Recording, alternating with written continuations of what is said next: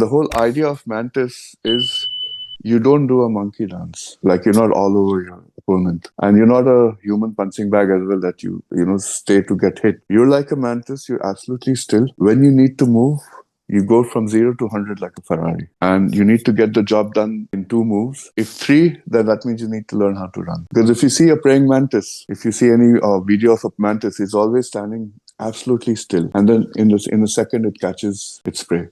That is the whole idea between southern mantis. You don't move, I don't start. But when you move, I get there before you.